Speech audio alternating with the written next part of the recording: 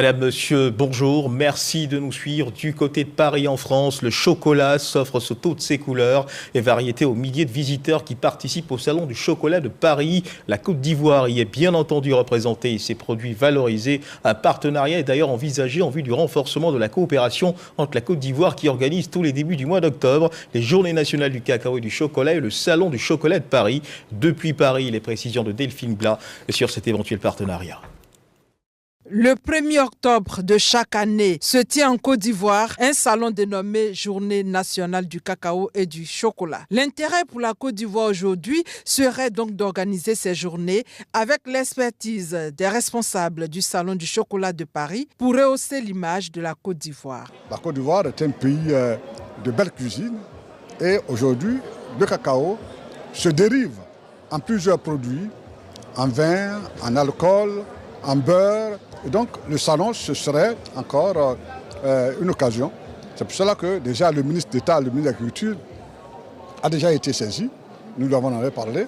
Et le président du salon aussi est prêt à se déplacer en Côte d'Ivoire pour voir avec les sociétés ivoiriennes comment nous pouvons aussi déployer et installer un salon du chocolat, mais aux normes internationales, comme ça se fait à Paris, comme ça se fait à Tokyo, comme ça se fera bientôt à Dubaï. C'est pour ça que nous voulons travailler avec eux parce qu'ils sont une référence mondiale. Une idée à laquelle le président du Salon du chocolat de Paris adhère. Il y a une vraie tendance, et vous le savez, c'est que voilà, vous produisez votre propre chocolat, on vient d'avoir une autre.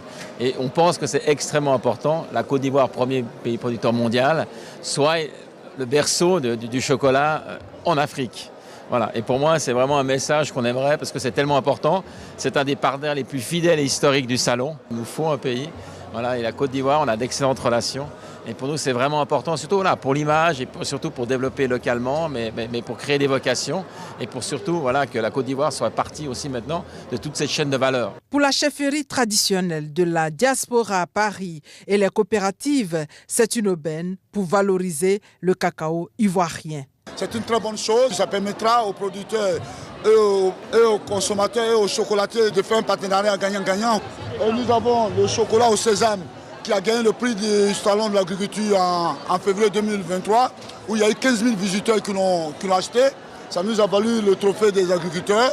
Donc nous sommes très heureux d'être là. Une bonne occasion parce que ça sera une bonne coopération, ça sera une bonne rencontre avec les artisans d'ici et ceux d'Abidjan. Il faut rappeler que depuis l'édition 2022 des Journées nationales du cacao et du chocolat de Côte d'Ivoire, le Conseil du café et du cacao a décidé de mettre l'accent sur les petits transformateurs et leur savoir-faire.